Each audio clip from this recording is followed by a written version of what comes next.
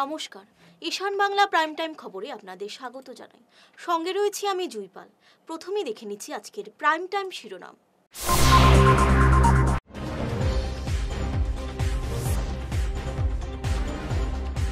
Target অসম, ভয়ঙ্কর নাশকতার আশঙ্কা মুখ্যমন্ত্রী।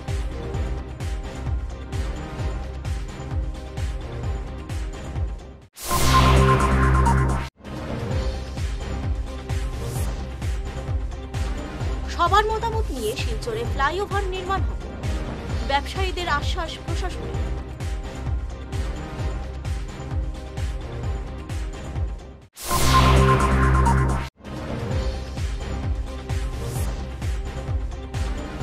রূপনী নদীর সেতুতে ফের ফাটল, দুর্ঘটনার সংখ্যা।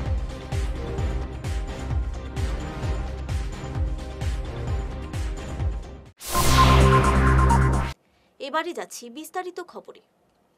যে কোনো মুহূর্তে অসমকে নিশানা করতে পারে সন্ত্রাসবাদীরা। অসমে নাশকতা ঘটলে তা হবে অতি ভয়ঙ্কর, এমনই আশঙ্কা মুখ্যমন্ত্রী হিমন্ত বিশ্ব শর্মার।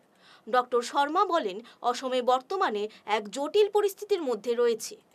এই অবস্থায় রাজ্যকে দীর্ঘদিন ধরে সতর্ক থাকতে হবে। বিস্তারিত শুনুন কি বললেন মুখ্যমন্ত্রী। এনেকৈ বম ব্লাষ্টৰ পিছত গোটেই দেশতে এটা শোকৰ ছাঁ পৰিছে। অসমত আমি বহুত ডিফিকাল্ট চিটুৱেশ্যনত আছোঁ। আমাৰ মাজত সোমাই যাব পাৰে আৰু যিকোনো কাম কৰিব পাৰে, কাৰণ ইয়াতে তেওঁলোকৰ পাৰ্চেণ্টেজ বহুত বেছি। গতিকে অসম বহু দিনলৈ সাৱধান হৈ থাকিব লাগিব আৰু আমাৰ ইয়াত যেতিয়া হ'ব তেতিয়া ডাঙৰকৈয়ে হ'ব। এনেকৈ বম ব্লাষ্টৰ পিছত গোটেই দেশতে এটা শোকৰ ছাঁ পৰিছে। অসমত আমি বহুত ডিফিকাল্ট চিটুৱেশ্যনত আছোঁ। আমাৰ মাজত সোমাই যাব পাৰে আৰু যিকোনো কাম কৰিব পাৰে, কাৰণ ইয়াতে তেওঁলোকৰ পাৰ্চেণ্টেজ বহুত বেছি। গতিকে অসম বহু দিনলৈ সাৱধান হৈ থাকিব লাগিব আৰু আমাৰ ইয়াত যেতিয়া হ'ব তেতিয়া ডাঙৰকৈয়ে হ'ব। এনেকৈ বম ব্লাষ্টৰ পিছত গোটেই দেশতে এটা শোকৰ ছাঁ পৰিছে। অসমত আমি বহুত ডিফিকাল্ট চিটুৱেশ্যনত আছোঁ। আমাৰ মাজত সোমাই যাব পাৰে আৰু যিকোনো কাম কৰিব পাৰে, কাৰণ ইয়াতে তেওঁলোকৰ পাৰ্চেণ্টেজ বহুত বেছি। গতিকে অসম বহু দিনলৈ সাৱধান হৈ থাকিব লাগিব আৰু আমাৰ ইয়াত যেতিয়া হ'ব তেতিয়া ডাঙৰকৈয়ে হ'ব।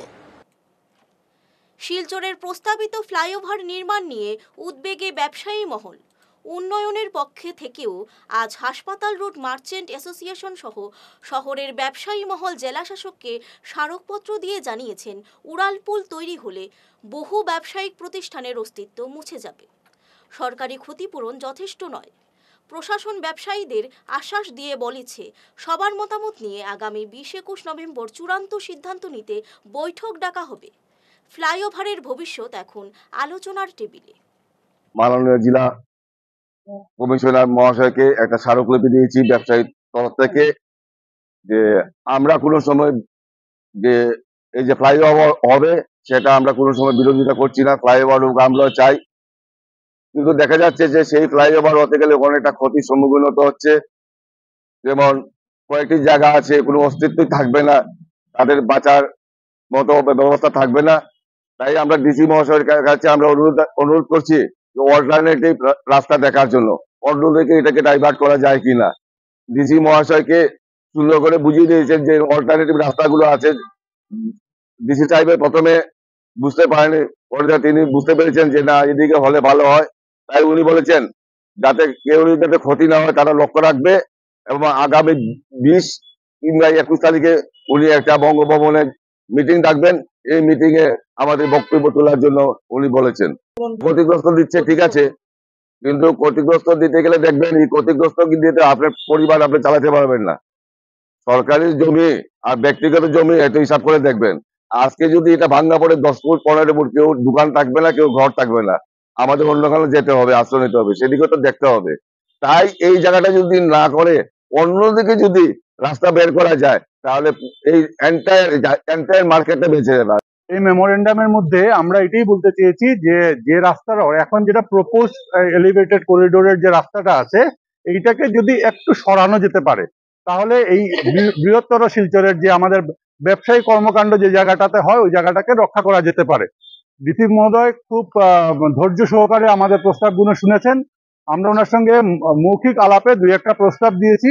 ওনাকে আমরা এটাও বলে এসেছি যে আগামীতে ওনার সঙ্গে যখন আমরা বৈঠকে বসবো তখন আমরা পুরোপুরি আমাদের যে প্ল্যানটা আছে সেই প্ল্যানটা ওনার কাছে আমরা তুলে ধরবো।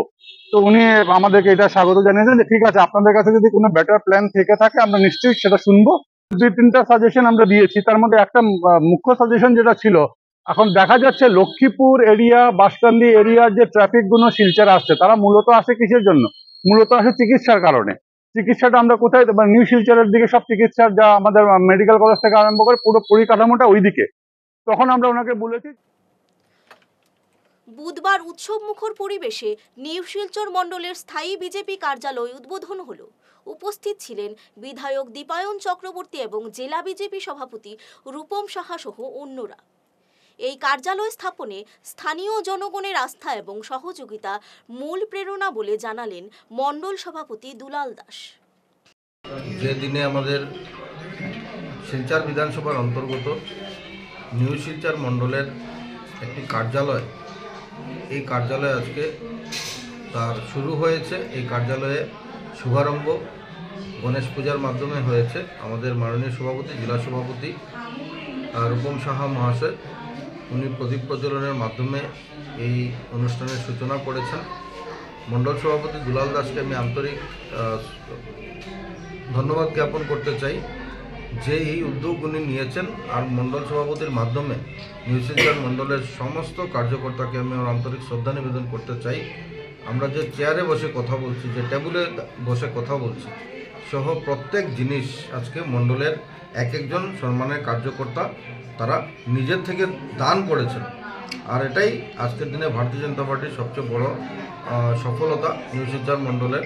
তাই আমি আন্তরিকভাবে সকলকে ধন্যবাদ জ্ঞাপন করছি। বিশেষ করে আমাদের শিলচর বিধানসভা সমষ্টির প্রত্যেকের পক্ষ থেকে আমাদের যে অফিস উদ্বোধন হলো শিলচরের মানুষের জন্য, শিলচরের জনসাধারণের জন্য একটা নতুন অধ্যায় শুরু হয়েছে।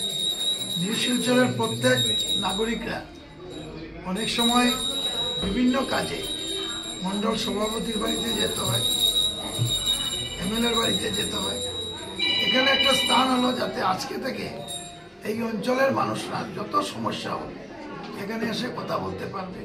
এমএলএ প্রতিনিয়ত এখানে ভিজিট করবে। আমাদের এই অঞ্চলের নিউ শিলচরের প্রত্যেকের জন্য একটা সুন্দর একটা ব্যবস্থা হয়েছে, একটা ঠিকানা হয়েছে যেখানে মানুষ সব সময় এসে সৎ উপায়ে সুন্দরভাবে বিভিন্ন সমস্যার কথা বলতে পারবে, বিভিন্ন বিষয়ে আলোচনা করে যাতে সমাধান হয় তার একটা সূত্র আমরা এখানে তৈরি করেছি। আজকে এই অফিস উদ্বোধন হয়, পূজার মাধ্যমে অফিসের উদ্বোধন হয়েছে নিউ শিলচর মণ্ডলের। আমাদের মাননীয় সভাপতি কাছাড় জেলার বংশা মহাশয়ের নির্দেশে এবং আমাদের শিলচরের মাননীয় বিধায়ক দীপায়ন চক্রবর্তী মহাশয়ের ব্যবস্থাপনায় এই অফিস আমরা নিউ শিলচর মণ্ডলের কার্যালয় উদ্বোধন হয়েছে। আর এই উদ্বোধনের অনুষ্ঠানে এই অফিসের মূল উদ্দেশ্য হচ্ছে যে আমাদের মাননীয় বিধায়ক দীপায়ন চক্রবর্তী মহাশয় উনি ওনার যে ব্যক্তিগত অফিস আছে তারাপুরে, এই অফিসে উনি বসেন প্রত্যেক দিনই আমরা জানি, জনসাধারণের সাথে যোগাযোগ করে থাকেন। আর আমরা আমাদের নিউ শিলচর মণ্ডল যেহেতু তারাপুর থেকে একটু দূরে রয়েছে, তার জন্য এই জনসাধারণের সুবিধার জন্য উনি কয়েকদিন থেকে বলছেন, প্রায় বছর 1.5 বছর থেকে বলছেন যে আপনারা একটা ঘর তো দেখুন, আমি এখানে একটা বসার ব্যবস্থা করব যাতে জনগণ যারা রয়েছেন তাদের সাথে যোগাযোগ করব। স্থানীয় যে প্রবলেমগুলো রয়েছে, কারণ এদিক থেকে মেডিকেল গঙ্গুর যারা আমাদের নিউ শিলচর মণ্ডলের আওতায় পড়ে, উত্তর কৃষ্ণপুর, কনকপুরের দিক থেকে অনেক দূরে হয়ে যায় তারাপুর। বুরুঙ্গায় স্টার সিমেন্টের নির্মীয়মান গ্রাইন্ডিং ইউনিটে ক্রেন ছিঁড়ে গুরুতর আহত শ্রমিক চঞ্চল চন্দকে উন্নত চিকিৎসার জন্য বাইরে পাঠানোর দাবি জানালো বিজেপি কিষাণ মোর্চার কাছাড় জেলা কমিটি। জেলা সভাপতি সুব্রত চক্রবর্তী আজ চঞ্চলের বাড়িতে গিয়ে তার খোঁজ নেন এবং একই সঙ্গে আহত শ্রমিকের গ্র্যাজুয়েট বোনকে জরুরি ভিত্তিতে চাকরি দেওয়ার দাবি জানান। কারখানার শ্রমিক সমস্যা নিয়ে মোর্চা শীঘ্রই মাঠে নামবে বলে তিনি জানান। গত অক্টোবর মাসে বুরুঙ্গায় টার সিমেন্ট নিম্নমানের যে কাজ চলছে সেই কাজে বদুপুর ঘাটের 2 জন শ্রমিক কাজ করতে গিয়ে ওনারা জখম হয়েছেন। আজ আমরা কৃষক মোর্চার কাছাড় জেলা কমিটির সদস্যরা এবং বদরু পাসকার মণ্ডলের সভাপতি সহ অন্যরা চঞ্চল চন্দ্রের বাসায় এসেছি। ওর সঙ্গে আমরা স্বাস্থ্যের খোঁজখবর নিয়েছি। ওর পিতা বাবার সঙ্গে আমরা কথা বলেছি। যেভাবে ও অক্টোবরে ঘটনা ঘটার পরেও এখনও সে বিছনাতে শয্যাশায়ী রয়েছে। তো আমরা মনে করি তার উন্নত মানের চিকিৎসার প্রয়োজন রয়েছে, তাহলে সে আগামীতে কতটুকু সুস্থ হবে সেটা আমার সন্দেহ রয়েছে। তো আমরা এই ব্যাপারটা নিয়ে এবং আরও কিছু কিছু সমস্যা রয়েছে, এই যে নিম্নমান স্টার সিমেন্টের ব্যাপার নিয়ে আমরা কিছুদিনের মধ্যেই স্টার সিমেন্ট কর্তৃপক্ষের সঙ্গে আমরা যোগাযোগ করে তাদের সঙ্গে একটা আমরা যোগাযোগ করব এবং আমরা চেষ্টা করব যে বুরুঙ্গাতে যে কাজ চলছে সেইবারে বিস্তারিত আলোচনা করার জন্য আমরা স্টার সিমেন্ট কোম্পানির সঙ্গে যোগাযোগ করে একটা বৈঠকের ব্যবস্থা করব। ওকে কোনো ইন্স্যুরেন্সের টাকা দেওয়া হয়েছে নাকি? যেটা শুনলাম যে স্টার সিমেন্ট অথরিটি ওর চিকিৎসার ব্যবহার চালিয়ে যাচ্ছেন এবং বলেছে যে ওর যে স্যালারি যেটা ওই স্যালারিটা দিয়ে যাচ্ছে। তো সেই ব্যাপারটা নিয়ে এবং আরও কিছু সমস্যা আছে, সেই ব্যাপারটা নিয়ে আমরা স্টার সিমেন্ট অথরিটির সঙ্গে আলোচনা করব। এবারে খবরে নিচ্ছি সামান্য বিরতি। প্রাক্তন জেলা পরিষদ সদস্য ও যুবনেতা জহিরুল ইসলাম বরভূইয়া 2026 সালের বিধানসভা নির্বাচনে বরখোলা থেকে কংগ্রেস প্রার্থী হওয়ার দাবি করেছেন। উচ্চ নেতৃত্বের আশ্বাসের কথা জানিয়েছেন জহিরুল। তিনি দাবি করে বলেন, দীর্ঘদিনের সামাজিক কাজের ফলে এলাকাবাসীর আস্থা তার দিকে। সার্কেল অফিস নেই, আমাদের বরকলা সমষ্টিতে ফায়ার ব্রিগেড নেই, ফায়ার স্টেশনও নেই। আমাদের বরকলা থানায় যে ফায়ার ব্রিগেডটি রয়েছে, যে গাড়িটি রয়েছে, মূলত এই গাড়িটি উদারবন্দের। 2015 সালে যখন আমাদের বরকলায় একসঙ্গে প্রায় 12-13টি দোকান পুড়ে ছাই হয়েছিল, তখন আমরা আন্দোলন করে, আমি এবং আমার এলাকার যুবক ভাই থেকে শুরু করে মানে বয়স্ক মধ্যবয়স্ক সবাই একত্রিত হয়ে আমরা আন্দোলন করে সেই ফায়ার ব্রিগেড গাড়িটিও এনেছি। বরকলার এখন পর্যন্ত হয় নাই, যদিও একটা ফায়ার স্টেশনের নামে একটা বিল্ডিং বনেছে, এখন পর্যন্ত কার্যকর হয় নাই। গতকাল আমার বরকলার এই থানা থেকে 300 মিটার দূরে একটি গড়, মানে কল্যাণ মালাকারের গড়, সেটা পুরো ছাই হয়ে গেছে। যে গাড়িটি আছে এটাও খারাপ আছে, নষ্ট হয়ে পড়েছে। আমরা চিন্তা করছি কিছুদিনের মধ্যে আমরা ডিসি মহোদয়ের সঙ্গে একটা মেমোরেন্ডামও দেবো যে আমাদের একটি নতুন গাড়ি দেওয়ার জন্য। আমরা এই এলাকাটা পিছিয়ে পড়ার কারণটাই হলো বহিরাগত বিধায়ক। আমরা যখন নির্বাচন আসলে আমরা কি করি, যে বাইরে থেকে কে আসলো, উনি ডাক্তার ইঞ্জিনিয়ার, এটা থেকে আমরা উনার পিছে লেগে যাই, কিন্তু অ্যাকচুয়াল যে উন্নয়ন করবে সেই দিকে আমরা নজর দেই না, যার কারণে আমাদের আজকের এই দিন দেখতে হচ্ছে।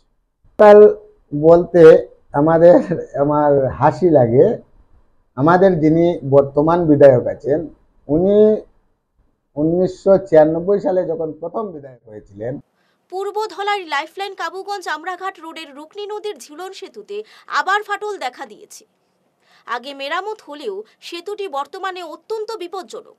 যদিও পূর্ত বিভাগের তৈরি বিকল্প নয়া সেতুটি এখন যান চলাচলের জন্য খোলা হয়নি, তাই পুরনো সেতু দিয়েই ঝুঁকি নিয়ে যান চলাচল করছে। সেতুটি বিকল হলে হাজার হাজার মানুষ চরম বিপর্যয়ের মুখে পড়বেন বলে আশঙ্কা। যে কোনো সময় বড় দুর্ঘটনা ঘটতে পারে। পূর্ব ধলাইয়ের লাইফ লাইন বলে পরিচিত এই আমরাঘাট কাবুগঞ্জ পূর্ত সড়কটি, এই সড়কের উপরে রয়েছে ঝুলন পুল, যেটাকে আমরা ঝুলনপুর বলে জানি। সেটা রুকনি নদীর তীরে, রুকনি নদীর উপরে। তো এই যে সেতু, এই সেতুটি বারবার বিপর্যয়ের মুখে পড়েছে। বারবার এই সেতু দিয়ে নানা ধরনের অঘটন ঘটেছে। আর এবার এই সেতুতে কিন্তু ফাটল দেখা দিয়েছে। এই ফাটলের কারণে যে কোনো সময় কোনো না কোনো একটা অঘটন ঘটে যেতে পারে। তো আমি আমার যে ক্যামেরা পার্সন আছে ওনাকে বলবো যে যাতে এই ফাটলগুলো প্রথমে আমরা দেখতে পারি এবং আপনাদের দেখাতে পারি। তো এই যে এই ফাটলগুলো দেখুন আপনারা, যে কোনো সময় এই যে পায়ের চাপ পর্যন্ত সহ্য করছে না, তো যে কোনো সময় একটা অঘটন ঘটতে পারে, এর আগেও কিন্তু এই সেতুতে এমন ফাটল দেখা দিয়েছিল, তখন পূর্ত বিভাগ সেটা মেরামত করেছে। আর মেরামত করার পাশাপাশি কিছুদিন পর সরকারি অনুদানে সরকার কর্তৃক এখানে একটা বিকল্প সেতু তৈরি করা হয়েছে, যে সেতুটা এখন অবধি চলাচলের উপযোগী হয়নি, যার কারণে সরকার এখন পর্যন্ত এই সেতু দিয়ে গাড়ি চলাচলের কোনো অনুমতি দেয়নি। যদি এই পুরনো যেটা সেতু, সেই সেতু যদি কোনো ক্রমে যদি ক্ষতিগ্রস্ত হয়, ধ্বংসপ্রাপ্ত হয়, যে কোনো সময় দুর্ঘটনাগ্রস্ত হয়, তাহলে কিন্তু পূর্বধলাইয়ের কয়েক হাজার মানুষের জনযাত্রা, যেটা জীবনযাত্রা, সেটা কিন্তু বিপর্যস্ত হতে পারে। তাই অতি সত্বর যদি এই রাস্তা, এই যে ব্রিজ, যে সেতু, সে সেতু যদি মেরামত করা না হয় বা যে বিকল্প যেটা সেতু সেটা যদি উন্মুক্ত করে দেওয়া না হয়, খুলে দেওয়া না হয়, তাহলে কিন্তু পূর্বধলাই জনজীবন বিপর্যস্ত হবেই। কারণ এখানে যে কোনো সময় একটা অঘটন ঘটার সম্ভাবনা রয়েছে, যেটা আগে ভাগা শেরখান সেতুতে হয়েছিল। ঠিক এভাবে ফাটল দেখা দিয়েছিল ভাগা শেরখান সেতুতে। তো এই ঘটনাটা আবার পুনরাবৃত্তি হতে পারে এই ঝুলন পুলের উপরে। অপরদিকে দেখুন, এখানে যেটা নাট লাগানো হয়েছে, সে নাটগুলো কিন্তু খুলে যাচ্ছে, এগুলো খুলে যাচ্ছে। দেখুন এটাও কিন্তু খুলে যাচ্ছে সম্পূর্ণ। এখানে নাট নেই, সম্পূর্ণ খুলে গেছে নাটগুলো, নাট নেই। তো এভাবে যদি একটা সেতু যদি থাকে, তাহলে সেতুটা তো যে কোনো সময় ধ্বংসপ্রাপ্ত হবেই। তাই অতি সত্বর যাতে এই সেতু মেরামত করা হয়, নতুবা যে বিকল্প সেতুটা জনগণের জন্য খুলে দেওয়া হয়, সেটাই এখানকার জনগণ চাইছে। শেষ করার আগে আবারও দেখে নিচ্ছি আজকের প্রাইম টাইম শিরোনাম।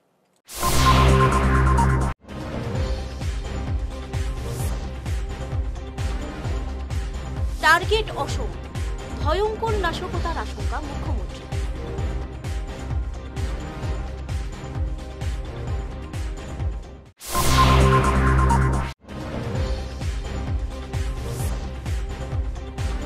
সবার মতামত নিয়ে শিলচরে ফ্লাইওভার নির্মাণ হবে, ব্যবসায়ীদের আশ্বাস প্রশাসনের।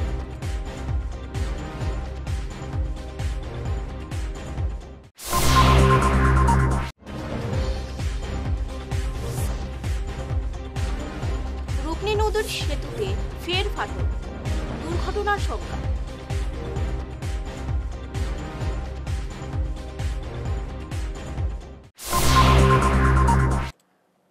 আজকের মতো ঈশান বাংলা প্রাইম টাইম খবর এই পর্যন্তই। নমস্কার।